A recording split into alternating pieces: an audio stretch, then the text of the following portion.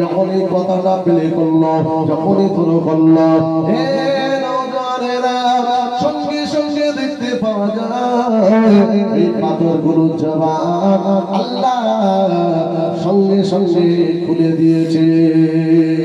এই পাথরগুলো ওয়ালাইকুম আসসালাম ইয়া রাসূলুল্লাহ জবাব দিয়ে বলতে লাগলো, ও পানি পানি পানি পানি পানি পানি।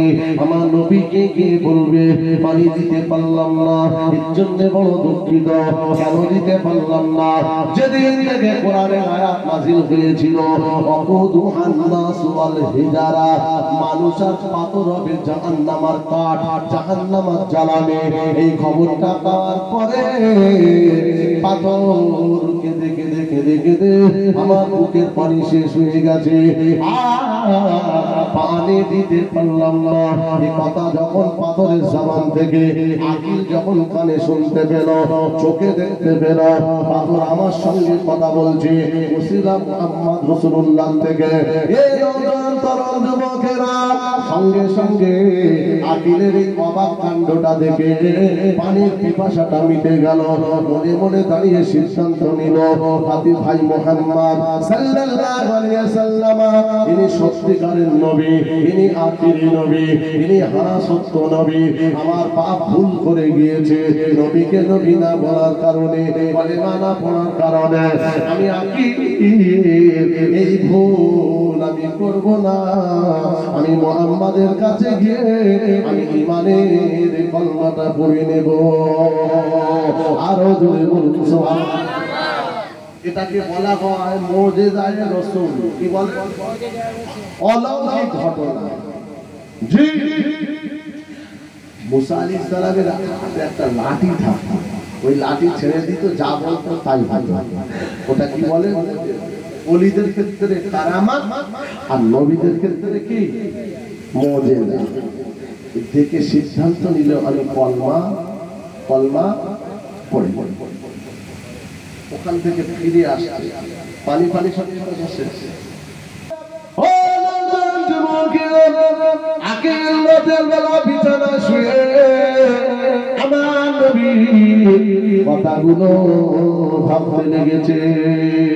মুহাম্মদ, এমন মুহাম্মদ পাথর আমার সঙ্গে কথা বলেছে। আরো কয়েকদিন পরে আল্লাহ নবী আমার দরজায় গেল, ও চাচিজা, আমি ভাতিজা মুহাম্মদ এসেছে, দরজা খুলে দাও। দরজাটা খোলা হলো। কি ব্যাপার? ও চাচিজা, আমি একটু মাঠে যাব, সঙ্গে ভাইকে নিয়ে যাব, অনুমতি আপনার?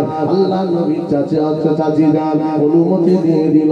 আকিলকে বলা হলো, আম্মা জান, না না না, ভাই মুহাম্মাদের সঙ্গে যাব না।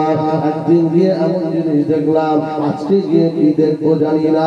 হে নওজোয়ানেরা, আল্লাহ নবীর মনটা খারাপ। চাচি আম্মা বলেছিল, ও বাবা আকিল যাও, ভাতিজা মুহাম্মদ দুনিয়ায় তার বাপ নাই, দুনিয়াতে মা নাই, দুনিয়াতে দাদু নাই, চাচা বড় আবু তালেব চলে গিয়েছে, মনটা খারাপ হয়ে যাবে।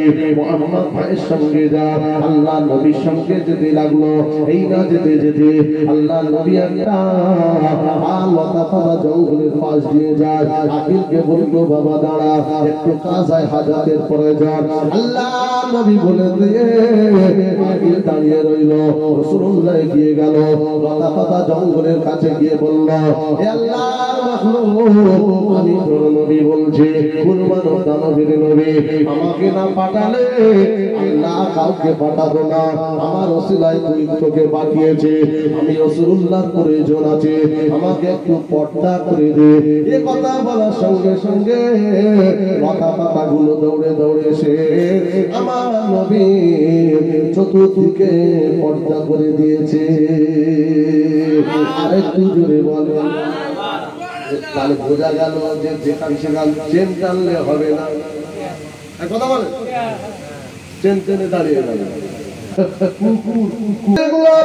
আল্লাহর নবী প্রয়োজন মিটে গেল। আমার বাইরে এসে বলতে লাগলো, আল্লাহর মাখলুক আল্লাহ সৃষ্টি পূর্বের অবস্থানে চলে যায় সঙ্গে সঙ্গে চলে গেল আকিল দানকে দেখলো ব্রেন আউট হয়ে গেল মুহাম্মদ সত্য সত্য পাপ ভুল করলো আমি ভুল করব না আল্লাহ নবীকে নবী বলে মেনে নেব সিদ্ধান্ত উপনীত হয়ে দুবাই গিয়ে গেল ইবলিস এসে বাধা দিয়ে দিল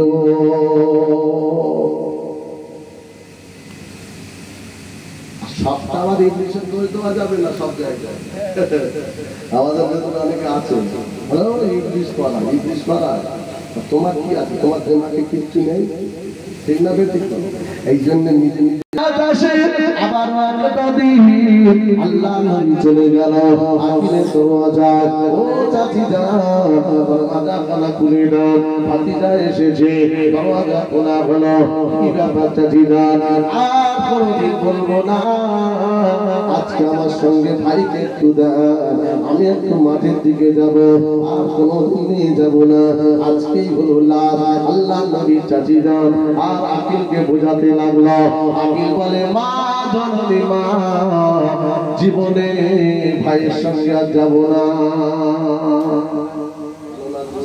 কোনদিন বলবো না আজকের হলো লাশ আমার সঙ্গে তুমি কি যাবে না কোনদিন আর আজকে চলো আল্লাহ নবীর সঙ্গে আকিল যদি রাজি হয়ে যায় আমার নবীর সঙ্গে যেতে লাগে এই না যেতে যেতে যেতে যেতে একটা পাহাড়ি রাস্তা ধরে এগিয়ে যাচ্ছে পাহাড়ের পাদদেশে বেশ কিছুটা যাওয়ার পরে হঠাৎ একটা আওয়াজ পাচ্ছে ইয়া রাসূলুল্লাহ আপনি আমাকে বাঁচান আমাকে বাঁচান আল্লাহ নবী চেয়ে দেখে কিছুই দেখতে পাওয়া যায় না আকিল চেয়ে দেখে কাউকে দেখা যায় না কিন্তু গায়েবী আওয়াজ ইয়া রাসূলুল্লাহ আপনি আমাকে বাঁচান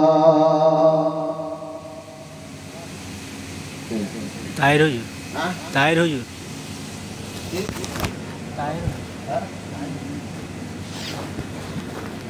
আকিলকে সঙ্গে নিয়ে বেশ কিছুটা যাওয়ার পরে দেখতে পাওয়া যায় একটা উট দৌড়ে দৌড়ে আমার নবীর দিকে গিয়ে আসে ওই উটটা আসে আর বলে ইয়া রাসূলুল্লাহ ইয়া হাবিবাল্লাহ আপনি আমাকে বাঁচান হুজুর আপনি বাঁচান আমার নবী বাসতে তরোয়াল নিয়ে হুজুর আমাকে মেরে দেবে আঘাত করে দেবে জবাই করে দেবে আল্লাহ নবী বললেন বাবা ঠান্ডা হও বাবা আমি মুহাম্মদ হাজির আছি চুপ করো ঠিক আছে তোমার মনিবকে আসতে দাও আকিল দাঁড়িয়ে আছে যে উটটা রাসূলের সঙ্গে কথা বলছে আকিল এটা দেখছে মূল উদ্দেশ্য এটাই ওকে আমি কলমা পড়তে বলবো না কিন্তু আল্লাহ পাকের ওই যুবকটা এসে আর কিনা বলতে লাগে ইয়া রাসূলুল্লাহ ইয়া হাবিবাল্লাহ হুজুর আপনি আমাকে ছেড়ে দিন হুজুর আপনি আমাকে ধরবেন না হুজুর আপনি বাধা দিবেন না আমার মনিবকে আমার উটটাকে আমি মেরে দেব আল্লাহ নবী বললেন কেন বাবা কি হয়েছে তোমার ইয়া রাসূলুল্লাহ আমার এই উটটাকে বড় ভালোবাসে বড় মহব্বত করি খাওয়া দেই শোয়া দেই কোনো অসুবিধা হয় না ইয়া রাসূলুল্লাহ কিন্তু আমার কথাই কদিন হচ্ছে মোটে শুনে না আমি ডান দিকে বললে বাম দিকে যায় আমি বাম দিকে বললে ডান দিকে যায় আমি সহ্য করতে পারি না হুজুরকে আমি জানে মেরে দেব আমার নবী বললেন ঠান্ডা খাও রাসূলুল্লাহ এবারে উটটাকে বলে হে আল্লাহর মাখলুক তুমি বলো আমার মনিব যা বলেছে সত্য না মিথ্যা ইয়া রাসূলুল্লাহ আমার মনিব যা বলেছে সত্য আমি যেটা বলবো এটাও সত্য কথা বলবো কি বলবে বলো ইয়া রাসূলুল্লাহ ইয়া হাবিবাল্লাহ আপনার কাছে আমি এটাই বলতে চাই আমার মনিব সে তার মনিবের কথা মানে না সে তার মনিবের কথা শোনে না তার মনিব হলো আল্লাহ তার মনিব হলো মাওলা তার মনিব হলো রব আল্লাহ